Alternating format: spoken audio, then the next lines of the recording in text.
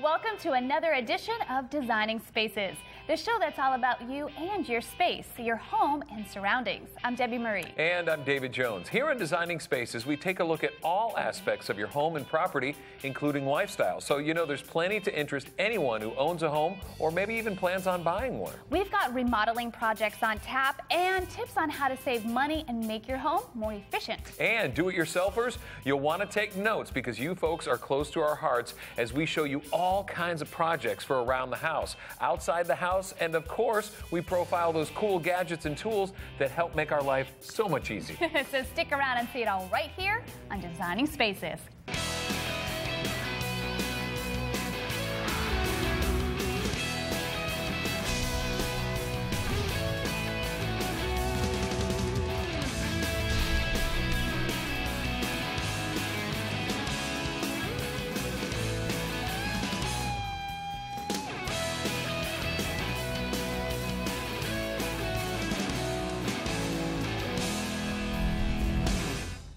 A home remodeling project will not only make your house more functional and attractive, it can increase its value. Yeah, like the kitchen. Or the bathroom. Or the floors. The walls. The plumbing. Roofing. Okay, Designing Spaces likes to bring you all the latest ideas and projects for those home renovations. Homeowners, here's something you really should see. Take a look at this.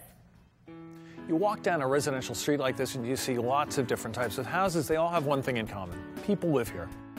This is the biggest financial commitment most people will ever make.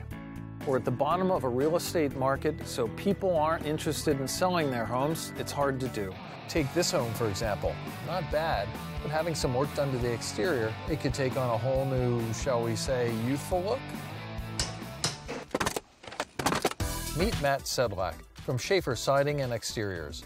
Matt's going to tell us what vinyl siding is like to work with from a contractor's point of view. Matt, tell me what you're doing to this house and what you're putting on it. Sure. Right now we're tearing off the old cedar siding and replacing it with a low-maintenance vinyl siding. It's going to provide the homeowner with a much lower maintenance product and also going to update the look. Matt, we're a couple of 100 yards from the beach. People on the beach have been putting cedar siding on their homes for hundreds of years. What's the value to using vinyl? Well, cedar's not a bad product, but vinyl provides a lot of advantages over cedar, in that it's much lower maintenance, and people coming to the beach to spend their time here don't want to spend their time doing maintenance on their house like painting and staining. Also, vinyl is less expensive than cedar, and it's a more consistent product. There are different kinds of wood that we're all familiar with, but are there different types of vinyl that you use? Well, sure. Let me show you an example of what we're hanging here. Here's an example of the vinyl siding we're installing on this home. And what this is a high-quality vinyl siding that's designed to mimic the look of a rough-sawn cedar shake, which is a traditional product for this area. Well, the color is molded into the panel. It goes all the way through. If you look at the back, here's another example. You can see it's exactly the same color on the back than it is on the front. Even though nobody's going to see the back? Even though nobody's going to see the back, but you can be assured that if it gets scratched or something like that, that you're not going to see a base color through here. Okay.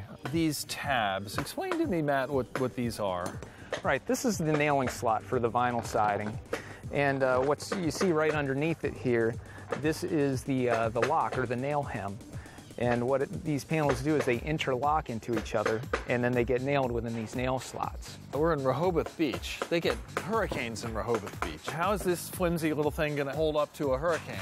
Well, believe it or not, these panels are wind rated at over 200 miles per hour. So, you know, if it's blowing faster than that, you probably don't want to be in the house, and the vinyl siding is the least of your worries. Good point.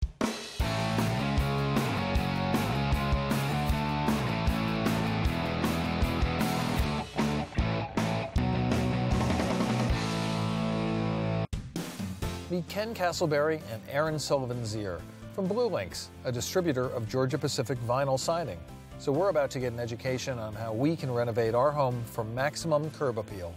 Aaron, this is a beach house. Do you find that owners in areas like this will use a particular kind of vinyl siding to complement the other more traditional houses? Yes, this homeowner chose hand split, which is very similar to the other cedar shingle sidings that you see on the houses in this neighborhood. We also have a standard shingle that's a little less rustic of a look if you want something a little more classic. Now you can also get standard lap and Dutch lap sidings that would complement other types of housing as well. How long does it take to complete a job like this? Well, for a home this size, it would take about 3 days with vinyl siding. And that's another beauty of vinyl siding. If you put the traditional cedar shingles up on a home this size, you're looking at 5 to 6 days. So from across the street, looking at a traditionally sided house and a vinyl sided house, how long does it take you to figure out which is which? You probably wouldn't be able to tell until you got right up next to it. You know, a lot of people in the past, that was a concern about vinyl. Would you get that street appeal, you know, from a distance? And nowadays you really can't tell the difference. You get right up on it before you're like, oh, that is vinyl instead of being wood. Ken, same question to you. Has there been a learning curve with the contractors about vinyl? Yeah, I think so. In years past, there wasn't always the options you had, but they've gotten so good at making vinyl. It comes with a transferable limited lifetime warranty.